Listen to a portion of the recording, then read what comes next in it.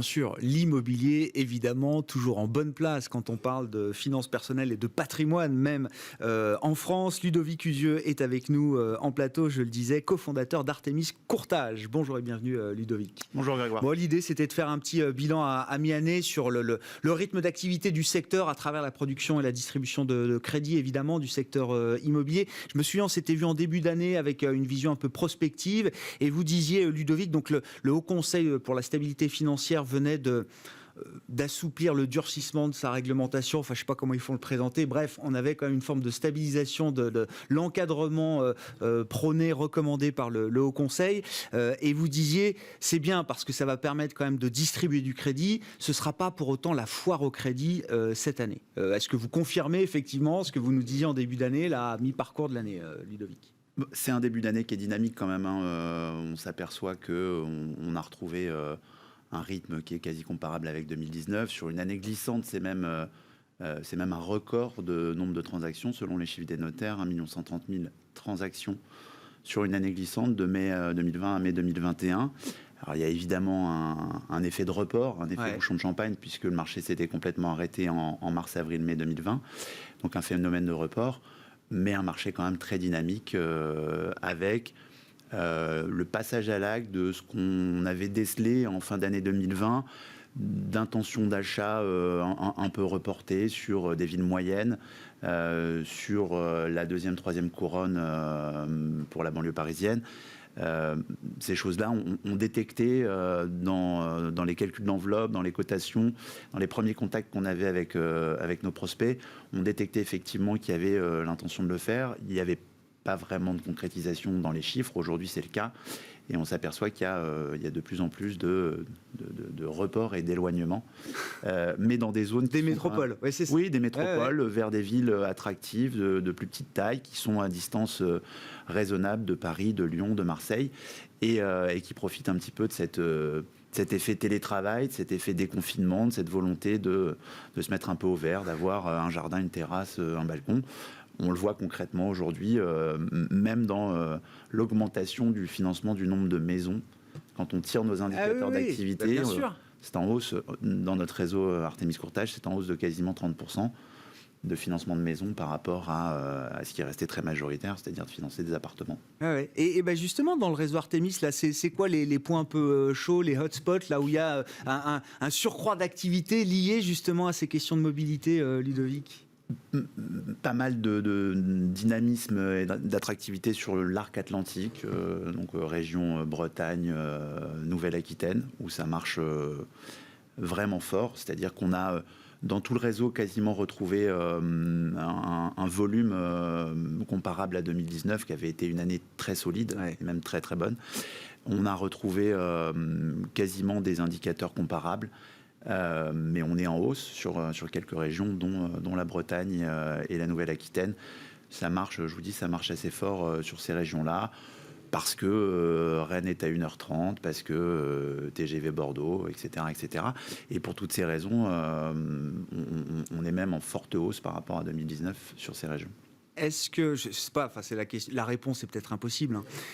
Est-ce que vous arrivez à savoir si le réservoir des gens qui veulent quitter les métropoles, s'éloigner des métropoles, est-ce que ce réservoir est déjà bien consommé, voire épuisé, ou est-ce qu'il y a un mouvement, je sais pas, un flux durable d'exode là qui se met en place, Ludovic ? Effectivement, c'est une question un peu difficile à répondre. C'est un phénomène quand même assez récent, donc on peut imaginer qu'on est plutôt au début du phénomène, si on peut parler de phénomène. En tout cas, on s'aperçoit effectivement qu'il y a pas mal de villes moyennes qui sont en augmentation assez nette, prix au mètre carré, des villes qui sont à 1 heure de Paris et qui finalement ne sont pas plus éloignées qu'un mauvais trajet en RER. Donc des villes comme Tours, Amiens, Reims, Rouen... sont vraiment sur le haut du pavé aujourd'hui et les prix grimpent à une vitesse qui est quand même qui est inhabituelle pour ce type de... C'est en général des villes d'investissement locatif où les rendements sont plutôt bons, mais les perspectives de plus-value quasi inexistantes. Aujourd'hui, on est un peu dans cette période où on peut à la fois louer à bon rendement et imaginer faire une plus-value sur ce type d'investissement. Sur la production de crédit, alors on le disait, les recommandations du Haut Conseil pour la stabilité financière donc, deviennent cet été une norme juridiquement contraignante, c'est ça Ludovic? Je parle sous votre contrôle. Est-ce que ça change quelque chose? Au moment où on se parle, pas grand-chose. On est sous recommandation depuis décembre 2019, ouais. Donc on a un petit peu de recul maintenant et on en parle assez souvent. Il y avait une première année qui avait été une année aussi d'observation, d'analyse. Le Haut Conseil avait assoupli le taux de charge en recevant les messages des banquiers et des courtiers et en passant la possibilité de taux de charge de 33% de ces charges sur les revenus à 35%. Ce sont des recommandations qui sont vite devenues quand même un peu normatives et qui vont devenir juridiquement contraignants à l'été avec possibilité de sanctions. Le HCSF se laisse l'été pour faire un bilan de cette année et demie de recommandations et donner éventuellement un arsenal de sanctions. Pour le moment, pas grand-chose à signaler de ce côté-là. Les banques sont dans le rang, les courtiers aussi. On sait qu'il faut préparer avec le plus de rigueur et le plus de sérieux possible le calcul de sa capacité d'emprunt et que si c'est 250 000, c'est 250 000 et pas 300 000. Ça posait pas de problème en 2016, 2017, 2018. Aujourd'hui, si vous dépassez votre capacité d'emprunt de 10%, ça passe plus. Ça passe plus.